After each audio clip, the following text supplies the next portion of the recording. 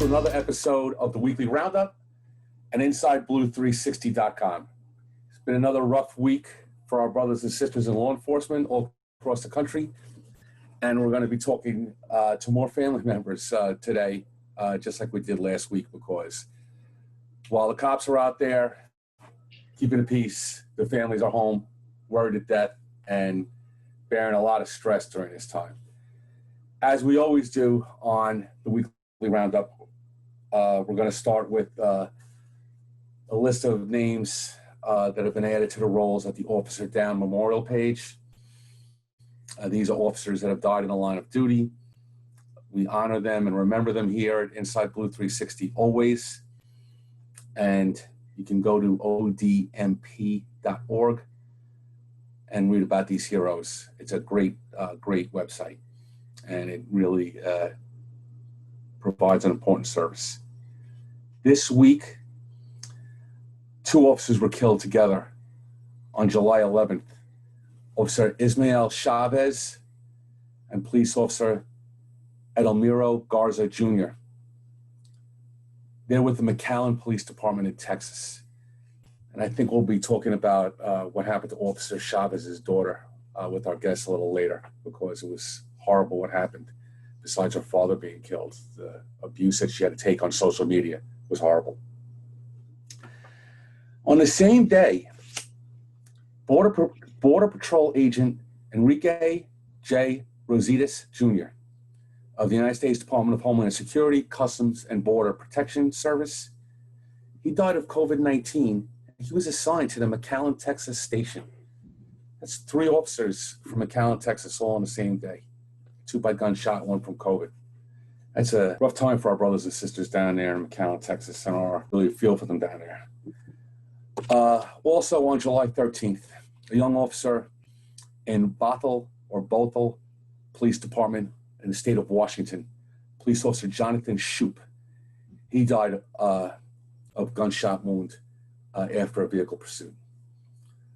We honor and remember those officers. We never forget them. And if you'd like to read more about them, you can go to odmp.org.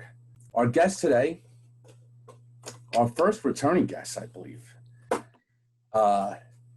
is going to be Marlene Botta of the National Police Wives Association. She was a great guest last week, and I think we can still learn more about her organization, the organization she's a part of, and how that's helping families across the country deal with the stress that our law enforcement people are going on. And we're going to be joined by someone else who's going to just drop in. This is the quarantine edition of Inside Blue 360. So technically, it's not like when we're in the studio and things are super smooth in the studio. She might just pop in. She might not pop in. Well, who knows, right? But if she joins us, it's going to be Sergeant Rendy Richard. She's the vice president of the organization. She's not only a police wife, but she's also an acting or serving police officer. And she's a sergeant. We like sergeants. Yes, I know. We're a sergeant-heavy organization. It was here. not lost on me. So, good morning to you again, Marlene. How are you? I'm well, thank you. How are you? How are you guys doing? Doing good. Since we last spoke, there was a pro-police rally, 2, back-to-back, Saturday and Sunday in my neighborhood. Well, one was in Diker Heights. Yep. Which is one neighborhood over from me. And the next one was in Bay Ridge. I made the one in Diker Heights. I didn't make the one in Bay Ridge. Bay Ridge was a little spicier. Oh, Bay Ridge was a little spicier. Yes, indeed. And then, of course, we had the incident on the Brooklyn Bridge yesterday where a number of officers were pretty seriously injured. A chief. A chief broke his hand. Cop got smacked in the face with a chain, broke his cheekbone or eye socket. Another cop got hit over the head with a pipe. He is either concussed or has stitches or both. It was nasty. And, this isn't just a brawl, because head trauma kills. People that don't understand that need to just Google it. Any one of those blows could have been a fatal blow, and that's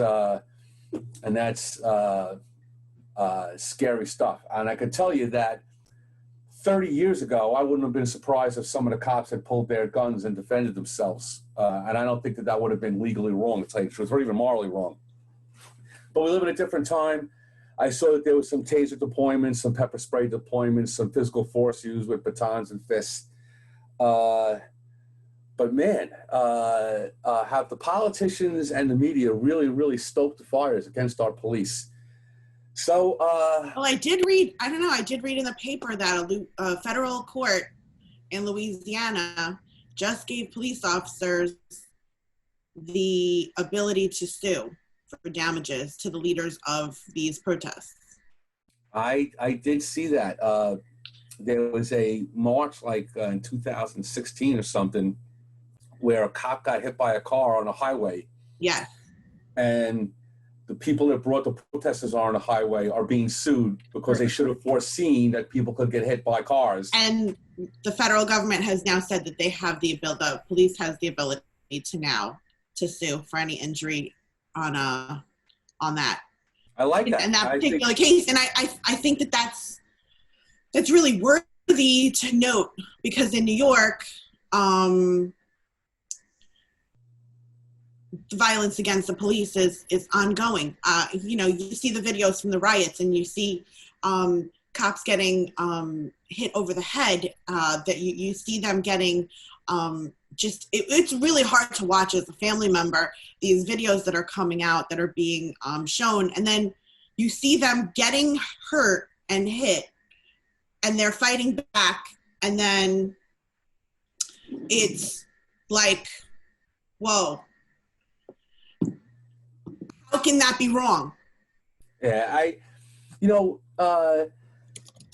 in my time on the police department, I was in Manhattan for 90% of my career, if not all of it. And Manhattan is the center of, there's 10 demonstrations in Manhattan every single day. You name it. There's, animal rights protests and every different ethnic group or nationality is at the UN, and pro this and anti that, and sometimes there are conflicting groups that face each other.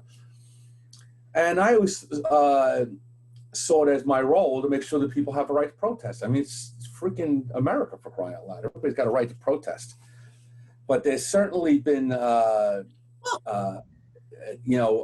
lot of anarchist influence going on inside the current anti-police protests. There's just no doubt about it. Also, I think it begs to be said that, yes, you have the right to protest, just like you have the right for First Amendment speech. But First Amendment speech is not a blanket. You can't go into a movie theater and say fire and not expect to have some kind of repercussion there. So my husband always says, freedom is not free. Well, personal responsibility to each one of our amendments is the key. Like the founding fathers, there's a big debate about the founding fathers and all that stuff and how this system needs to be brought down. But if you look at the Constitution, now the Constitution to me is one of the most beautifully written. And if you take it at face value and you don't kind of put your own spin on it, it's the reason that we are free. It's the reason that we can go and say how we disagree with our legislators and how we disagree with our presidents. And I mean, I think I would not fare well in a society that did not let me freely express myself, I agree wholeheartedly. The fact that our nation was based on laws was an extremely strong foundation that has allowed our democracy to flourish. And that's why America is the leading nation in the world. Yeah. Well, hello, Rendy. I think we've been joined by Rendy Richard, Vice President of the National Police Wives Association. How are you, Rendy? I'm good. Sorry, my video is blurry. I found this. I usually do these on my computer, but my link didn't go through. So I'm gonna listen. We're okay. We're in quarantine. Rules are in effect. That's right. So there's no criticisms for any technical violation. Rendy, Marlene and I were talking about protests and all the demonstrations that are going on across the country. How things down in Louisiana? Are people on the street angry at the cops? We did a lot of healing from 2016 from our ambush officers that were ambushed, and so our community's done a lot of healing. We had something come up this past week, but last night was our first. Yesterday afternoon was our first initial protest from that incident, and it wasn't near what we saw in 16. Now we're still in kind of standby mode and heads on swivels, watching and just keeping an eye on it. But I think because we had what we had here in 16, I think we've grown a lot. Tomorrow's the 4-year anniversary. So I think we've done a lot of healing, and I think our community just doesn't want to go back into that again. So, I feel like that's good. We're very blessed. So I'm going to tell you something, and I want this to take a long time. But obviously here in New York, we had 9/11. So everybody loved cops. Actually, everybody loved cops everywhere after 9/11. But it did change. It was slow, but eventually their love for the NYPD and the love here in the city started to wane a little bit. It took a little time, but it did go away at some point. And obviously, it seems now that it's gone. To that point, I get the feeling, even here in New York, which is pretty liberal, obviously you talk to Marlene all the time as part of your roles in the National Police Wives Association. This is a liberal town. And even here, I think that there's a pretty strong silent majority that support the police. They're just not in the streets protesting and creating havoc. I've been in Louisiana. It's always been my impression that Louisiana is a conservative state. Am I right about that? And is it a conservative state and a pro-law enforcement state? Yes, it is. I think overall, yes, it is. That's one thing that we discussed is, we came, since all the COVID came out and everything, I've gained 35 pounds from the community feeding us while we were working, and then we actually lost a police officer, and one was injured in another ambush in February. And our streets were lined with community and support. We raised money that we would have never thought we would have raised for our fallen heroes and injured heroes. And to me, I think that's been one of the best displays of appreciation is the people that have come out and helped us. And I think we will, like you said, I think it's a slow process. And that's my message, nationally, is that you can get through this and be stronger and come to the table and have great conversations about how to better your community. Because at the end of the game, that's both sides really want a better way of life. And I think if both sides could sit down and have conversations about what they want or they need, and these have to be your like you said, that silent majority. But I think the silent majority is coming out. I think they're coming out. They've said, they've let them have their say. But it's time for everybody to come to the table and have a really good conversation and find solutions, not just discuss it, but find solid solutions on how police can do their jobs and how the community can do what their part to better their communities. Rendy and Marlene, both of you, do you think that the community understands what police do? No. I know there's like a million TV shows, both fictional and realistic, like live TV used to be on, but I don't think people understand, in my mind, what police do out there.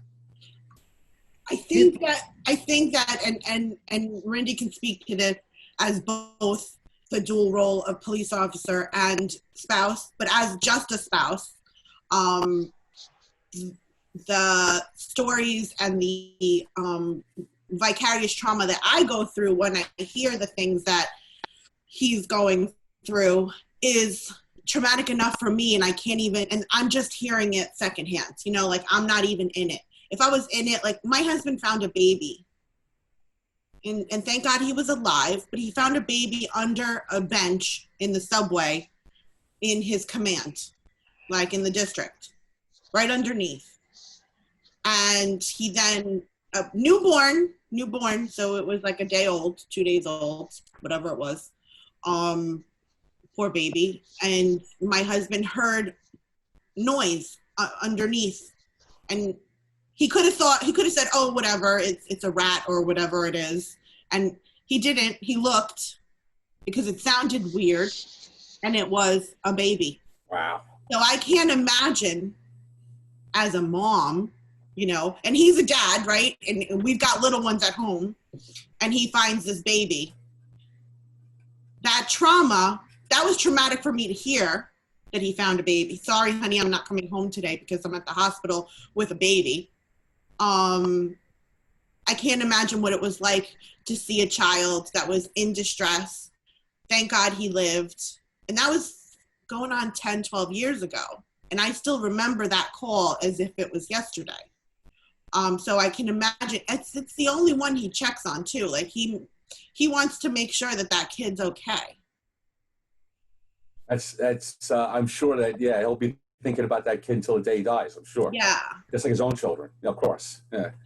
So when you hear that, and, you know, and there's a side story to that as well. When he said that, he's like, let's adopt him. We don't have any boys. I want a boy. Let's adopt. And when we went through the foster care system, we were denied because he's the arresting officer. He arrested the mother. Too complicated. So we were not allowed. He was put back into the system and sent to, they tried to locate a family member. I don't really know what happened after that because it was, you know, I would have he would have been a little prince in our home, you know? We have 3 daughters. He would have been the little prince, the boy I never had. You know, I have CJ now, who's Kelly's son. And I have Rendy's son, but Rendy's son's 18. He's going off to college. he's a grown man. But CJ, I love seeing him on you know, he pops into Kelly's lives all the time. So no, I don't think people understand the actual severity of being a police officer, and Rendy probably has even better stories than that one. Well, I think it's not really so much the stories as it is, you know, law enforcement goes through trauma, you know, in 6 months, what most people may possibly go through in a lifetime. And it's all the pile up of, it's the babies, it's the, you know, having to pull children from homes because their families can't take care of them. It's the murder scenes. You know, for here, our homicide rate is outrageous, and you know that takes a toll. Whether you're a detective, you know, that's working the case, or whether you're the uniform patrol guy that's out there, you know, as the initial officers, those are sites and things that you can't just remove. You can't get rid of them. You can start healing from them, and just when you start to heal from them, then you have something else. So we have this, you know, longevity of trauma that keeps consistent in our life, and the days of you know, stopping in the neighborhoods and playing basketball, for me in 20 years, that call volume has increased. So you lose so much, and people aren't in the profession anymore. So as a recruiter for the department, it was hard to get people, you know, in the last few years to jump on board and be a part of it. So now you have officers who are exhausted because they're working. They don't get to have the fun interactions that a lot of officers, you know, that have, you know, back in the day that we used to enjoy, and what made the job so, you know, take a break from the bad stuff and you get to kind of go and enjoy being just with the community. Now, we've done over 300 and something community events just last year. So it does give them a taste of it, but I think law enforcement and policing has changed so much just in the last 4 years. And the trauma from it, just, I mean, you have to learn to deal with it, and I think that's got to be a priority for people who are making decisions for law enforcement's future. Is number one, we deserve more than a grant that people put their names on just to say that we check a box for mental health. We need, if you want to mandate and reform, then you fund a full-time social worker, you know, a full-time psychologist that's integrated with these departments. I know NYPD has a pretty good setup there, but for, you're looking at cities like Baton Rouge, you're looking like, or even smaller cities that's 30 minutes from me, Zachary, who may not have those resources available. Fund that. Fund a healthy police officer. Fund something for officers to help heal their marriages, because the trauma is so heavy. And let's heal them, because if you heal your officers, you heal your community. You get the best of what they have. But when you keep tearing it down and they keep seeing the things that we're seeing now, they're human. They start to break down. And I think that's got to be something that's got to come to the table, and then teaching the community and allowing them to come into our world to understand why we do, with citizens academies, with, doing scenario trainings with them, just so they can just have a glimpse inside a life of a law enforcement or a first responder today. You mentioned this. Marlene mentioned citizens academies last week. I think that's a great idea. I don't think people understand what it's like to have to fight someone who doesn't want to be arrested. And New York has a vibrant one that no one takes advantage of. Yeah, we're the same way. We had one several years ago, and because of manpower issues and especially after 16 being mandated with all of the classes and changes that we've done since 2016, makes it very taxing on a training staff to be able to host and put on one of these Citizens Academy. But it was a great success when we were able to do it. And I think we'll definitely come back here once we get through election and we can actually sit down at a table and have a fresh start and get moving, whether this administration or whether whoever comes next. And I think these are things that communities have to take into consideration, and administrations need to put in the forefront. So that's how you bridge the gap, is by understanding and knowledge of each side. One of the things you mentioned about trauma, I retired a long time ago, but I worked during some really, really, really violent time in New York City. And it always occurred to me that we really had made a difference, not just in the current generation of people whose lives we saved because people weren't being murdered, but in that next generation of kids that were growing up. I live in Brooklyn, but I live in a pretty quiet neighborhood in Brooklyn. My oldest is 35 and my youngest is 21. None of my kids have ever seen a dead body in the street from a murder. But in some neighborhoods in Brooklyn, by the time kids are 10 years old, they've seen 30. And we abated that. So I thought maybe we had changed an entire generation. And now I'm afraid with the murder rate spiking, because our murder rate is spiking also in New York City, that now that victory, which was a hard-fought victory, is lost. It's in war you don't give back territory that you've taken from the enemy. And feels like Vietnam, right? Take the hill, don't let the hill go. Take the hill, let the hill go. Yeah. Yeah, it's I don't think people understand that there's depolicing that's happening, either by political mandate, because the political leadership are telling the police chiefs or telling the troops not to police, or organically because the cops see, hey, there's this whole group of people that hate us and they're loud about it, and you hear everybody repeating it. So maybe we won't be active. One of the things I don't think people understand, it was true in my time, I'm sure it's true in your time, Rendy, and it's true in Anthony's time, Marlene, is that like 90% of police work is self-initiated. You see a car you don't like, you see someone that's not doing what they're supposed to do, you go down a block that's been getting burglarized or having cars stolen or whatever, where people are getting their purses snatched, and you try to interdict, these actions. You can decide pretty easily not to do that. It's easy to drive down a block where nothing ever happens. It's not a hard thing to do. And I think that's also happening. And I can't blame the cops if they're doing that. Well, I had this conversation with someone the other day, and I touched upon it in our New York phone call. We had a call with New York wives last night, which was amazing. and we're having another one on Friday. Now, the thing with people, having a police officer, it's a calling, right? You are called to a higher order. You're called to help your fellow man. You are the good guy, right? That's how I have always seen the police. And they go in. During 9/11, I worked at 90 Church. Okay, I saw them run in. Saw them as I was walking on the 59th Street Bridge with my one shoe.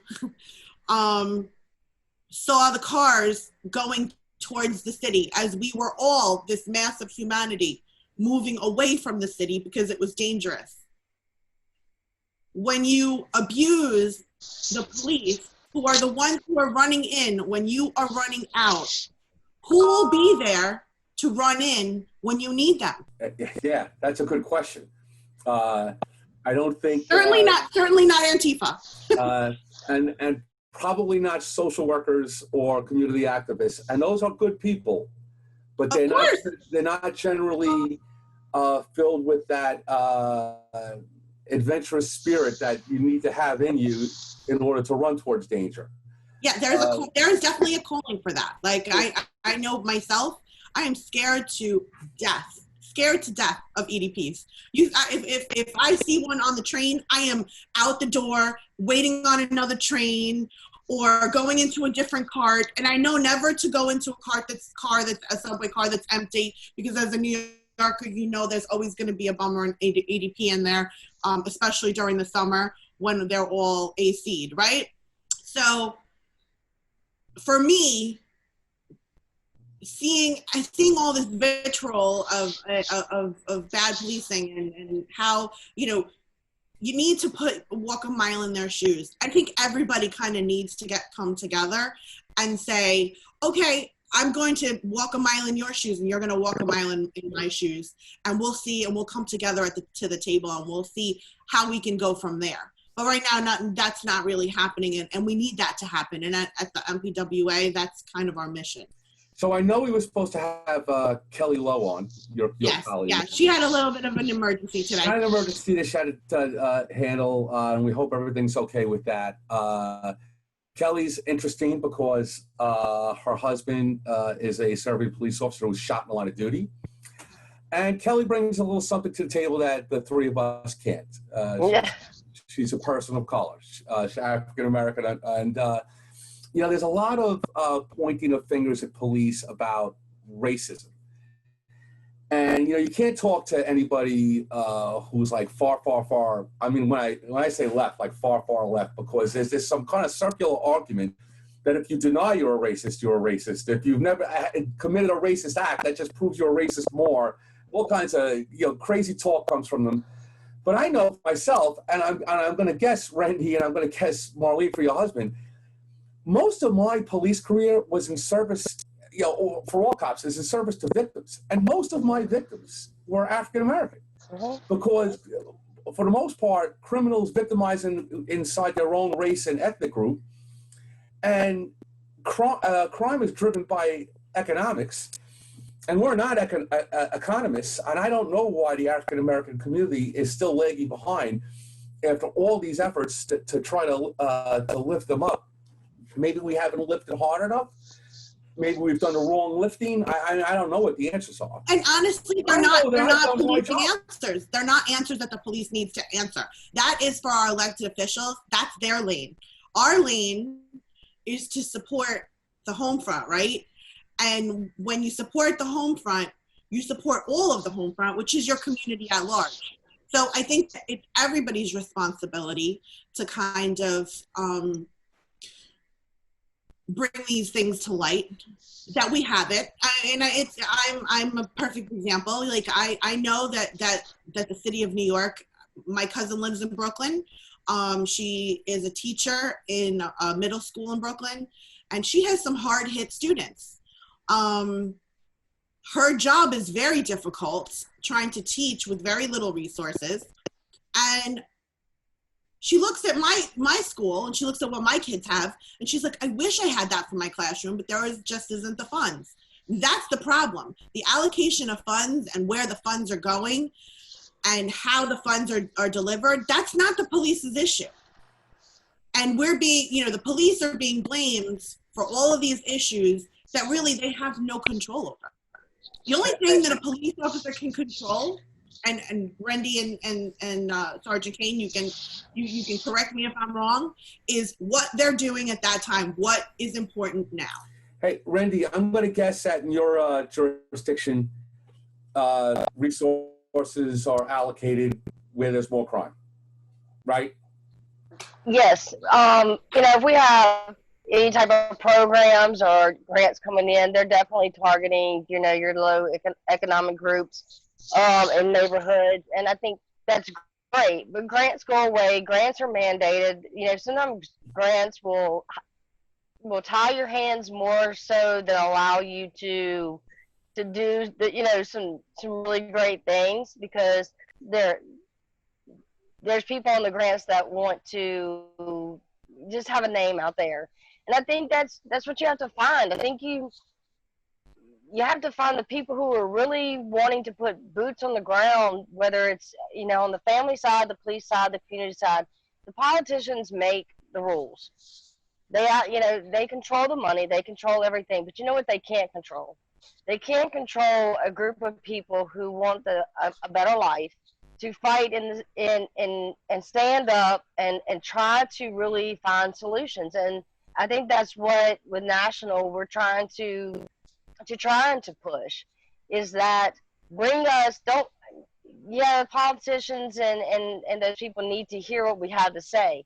But when it's time to roll up your sleeves and it's time to really find the solutions and make the solutions, reality, then that's when you need both sides of the community, the policing side that wants to really make the difference, and the community side that they don't want to be the loud, boisterous, police lives matter, Black lives matter, everybody's lives matter. I don't think that's the solution. And it's going to take a while. It's finding the right people that really want to go put that playground in a neighborhood, not for a photo op, the ones that are rolling up their sleeves with a wrench and bolts and not being able, especially for females, we can't keep up with all those directions anyway. So, I think it's got to be a group effort, and I think you can make a difference in communities. We just have to learn how to communicate.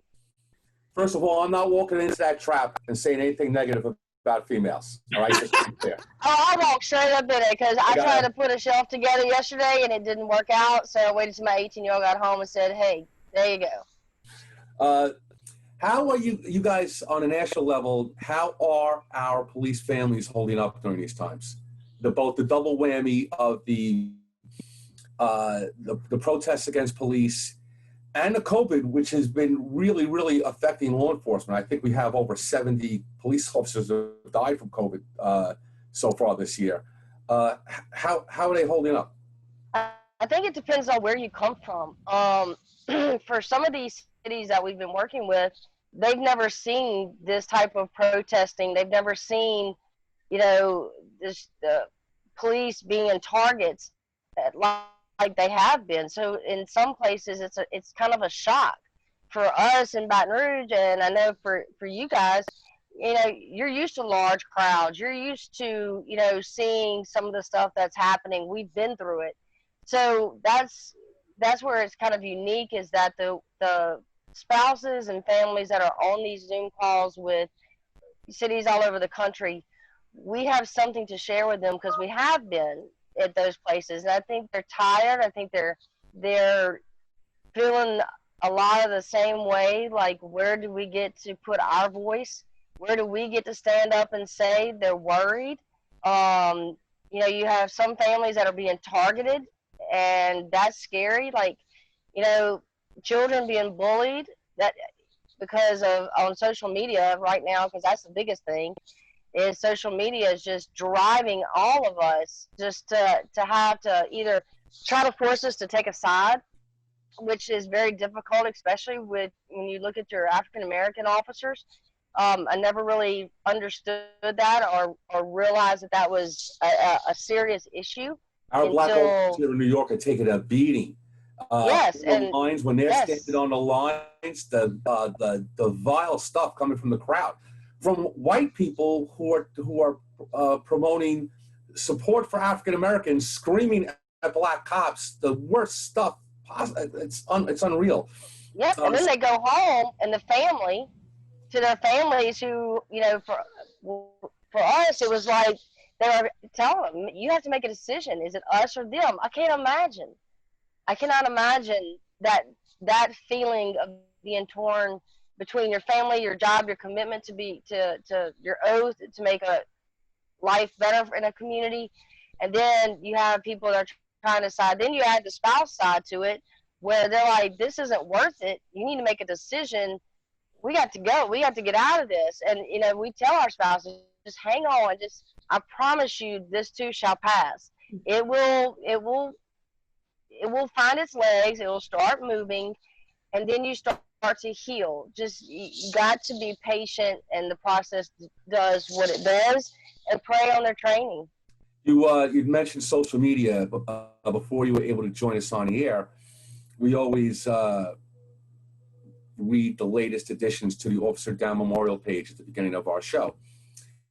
And one of the officers we mentioned today was one of two that were killed together in McAllen, Texas. This officer, Ismael Chavez. His daughter, she had written a beautiful post about her dad, and as she tagged it, Blue Lives Matter. She had to delete the post. She was bombarded with horrible, horrible stuff, wishing death upon her dad, glad her dad died.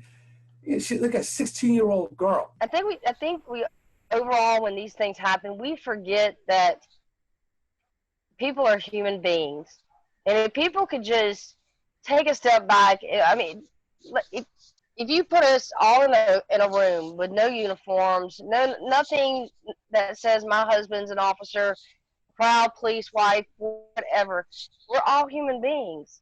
And for our children, it's even harder. I have a 21 and a 8, that 24, she'll kill me, 24 to 18-year-old, and going through Katrina, because in Baton Rouge we had 90 days of straight trauma. We had the shooting, we had the protesting, then we had the ambush, and then the Great Flood of 2016. The flood to me was a horrible, horrible thing. But what it did, and I bring this up because it brought out the humanity in people. Because 30 days prior to, we're looking at each other on the streets, angry and in protest mode, and then in 30 days, 60 days later, those same people are helping each other pull themselves out of their homes in a flood.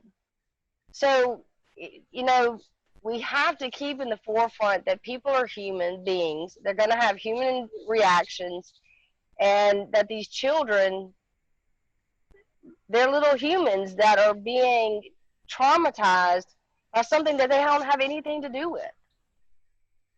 And like my daughter said, the day that they pinned your badge onto your uniform, that they didn't pin me. I'm not the officer. My mom is. And I don't, and I've taught my children, you don't ever have to defend me. I can defend myself. Don't even get into engaging in those conversations. It's okay to say you're proud of me when it's time to say you're proud of me, but you don't need to go out there and defend me. But what makes me angry is when I saw the daughter's post, they should have been a pouring of emotions from the other side, shutting these people down, which they did. But I didn't know that. it's time for the silent majority. It's time to stand up. I don't need you to stand up for me. I know my job. I know what I do. I know that police officers do what they're supposed to do. But I need you to stand up for my children, and I need you to be the protectors while the police officers are out there doing their jobs.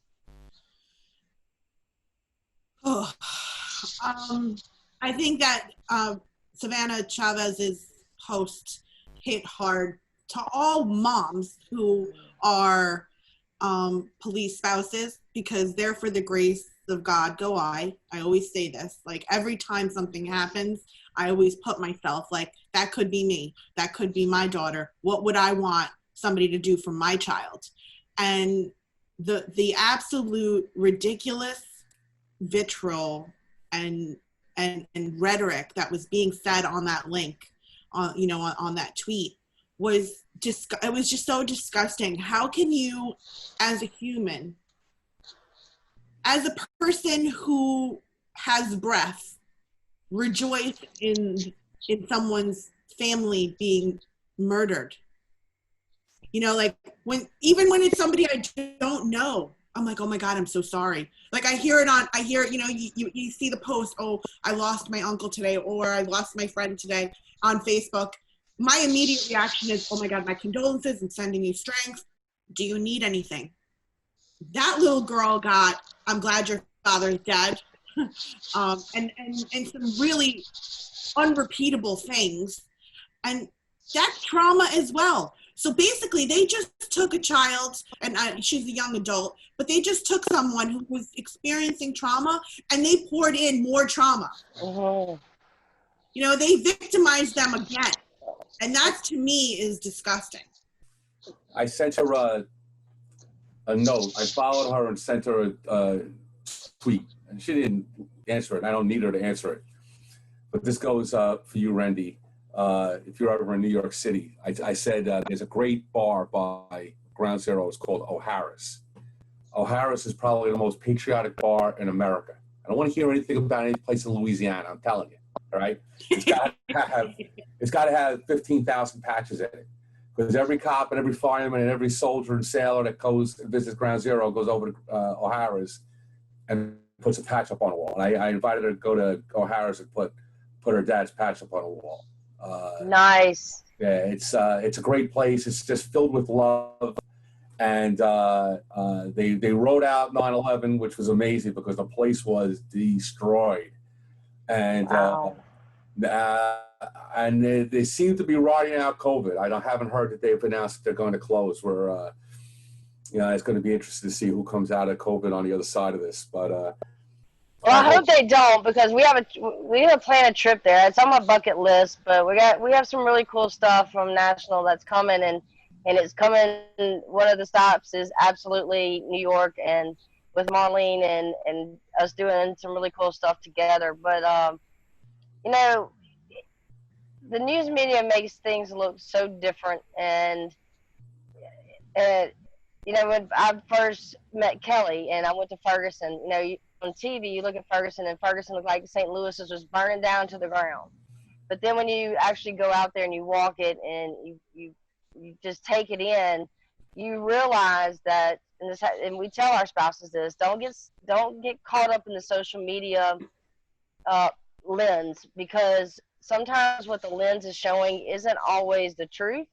Live video looks great, but a lot of times if you really peel back the onion and you see the 5 minutes before and the 5 minutes after, it really isn't all of what you think it is. But also that, we get stirred up in Louisiana or Baton Rouge because what we're seeing in New York and Atlanta, and we absorb it. It's that blue family. You want to protect it. You want to get mad about it. You want to load up the cavalry and go and save it, and you start thinking about it in your own neighborhood. And for us, I've had to back many spouses and our groups down to go, look, we're blessed. We're not seeing this, knock on wood, until yesterday, and it was a peaceful protest. And it's just creating, I think, all of this support, because social media now, especially with COVID, is shutting us down. Social media is the only outlet you have to have interactions with people at this point, and you just can't get sucked into it. It's almost like a perfect storm, right? It would probably be better if this wasn't a presidential election year also. Perfect storm. Perfect storm. Absolutely. You got mayor elections, you have president elections, you have everybody's jobs are on the line right now. You got killer bees, you got COVID, you've got what don't we have in 2020? Like 2020 should just be the throwaway year. You know, like it didn't happen. Let's do a redo. I think people were saying that July was the reset for 2020 and that it needs to get better right after, because there's always that Christmas in July. You know, everybody's like, oh, let's watch Christmas movies in July. I never understood that. You can't really tell a New Yorker what to do. You know, like you tell a New Yorker, you need to stay in your house. They're going to go out just to spite you. I think that's a friend of mine is a cop in Australia. He's a homicide detective in Australia. I love the guy. I actually hate him because he's 50 years old. He runs 3-hour marathons. He still does kickboxing. He's out of his mind. I hope he's watching this show. You know who I'm talking about there, buddy. So he asked me why we're having trouble flattening the curve here in America. And I think our American spirit doesn't like to be told what to do. And if we were a little more British, right? The Brits are like 100% about, if you've ever been to England, the first time I went to England, I'm with a cop there, and I have to go back to my hotel, and I step into the street to flag down a cab. He's like, no, you can't do that here. You've got to go to the queue. And on the corner, it's like 30 people on a line waiting for a cab. And I'm like, holy crap. Like, I go, I don't want to be polite. I get on the line, and the cabs come up, and maybe it takes 5-10 minutes, and I get in a cab and I go. And I'm like, man, that would never fly in New York City. Forget it. Actually, they do it outside the station now. Right, it's probably true that's because the police enforced a lot of rules around Penn Station. I'm an old Midtown South cop. That's how that came to be. I think Americans just have this spirit of pushing. It's why we went to the moon and did all this other stuff. But it's not serving us too well in the age of COVID, because we need to shut down, and we're not shutting down. And we'd probably be in a better place economically if we had just gotten real serious, but we didn't get serious. I got another buddy of mine who's retired, New York City detective, lives in New Zealand. They shut it down there, like completely. For 60 days, nothing happened there. And they are now COVID-free as a whole country. So you just found my next vacation spot, New Zealand. I can pack right quick. I'm ready. It's like a 20-hour flight. Just So that's just catching up on that time. And they'll probably have us quarantined for 14 days. So I won't be back until Christmas. We're going to start wrapping it up. Both Marlene and Rendy, is there anything that you want to close with, that you want to tell our police families out there? I know you're the National Police Wives Association, but you're also like the moms, the significant others, the husbands, the parents, the children. Like, what message do you have for our families out there during these tough times? Stay strong. Stay strong. Police wives and police families are some of the strongest people I've ever met. And just keep your eye on the mission. And the mission is to create a safe place of love for your officer when they get home. Allow them to talk. Allow your children to have open conversations, even if you may not agree with their reasonings. But, you know, it's about communication. But stay strong, because you have a national organization that is here to help you, to listen to you, and be an outlet for you and your officer. There's so many resources right now, and reach out. You utilize them. Now is the time, because I promise, you know, we're going to come out better people from this. And we're so resilient, and we can stay resilient. And this is just another niche in the game, and we can get through it. If anybody can get through it, police families can absolutely get through it. I think that Rendy is right, and the most important takeaway is that we all want the same things. Mm-hmm. We all want safe communities. We all want everybody to have the American dream. You know, life, liberty, pursuit of happiness. We want that for everyone. At least as a police family, that's our main goal, is to make sure that everybody gets to live that life. Everyone, you know, my mom came here from Spain, my dad's from Puerto Rico. They came to New York for life. They found a better life. But they worked hard for that life. I think that when we come together is when stuff happens. Good stuff happens. So stay strong, as Rendy said, but also remember to engage your community and be involved in your community and make sure that you are being the change that you want to see in the world. Excellent. That was great closing. I want to thank you both for being on the podcast. You got a great mission. We think you have a great organization. If there's anything we at Inside Blue do for you, don't hesitate to ask. We'll have you on again, I'm sure. We'll see you at O'Hara's in the future. We are definitely going to O'Hara's in our New York trip. You guys are the National Police Wives Association. You can find them on Facebook. Also, their website is nationalpolicewivesAssociation.org. Nationalpolicewives.org. Thank you. Nationalpolicewives.org. And please go to their site, go to their Facebook page. Follow us let's on support. Facebook. Kelly gets on those lives and she Excellent. tears it up. So come join us. And for everybody out there, please stay safe. Back the blue. Support all lives. And that's not a derogatory thing towards African Americans. We love blacks. Black lives matter. Blue lives matter. My life matters. Your life matters. Everybody stay safe, stay healthy, and we'll see you the next time on the Weekly Roundup on Inside Blue 360.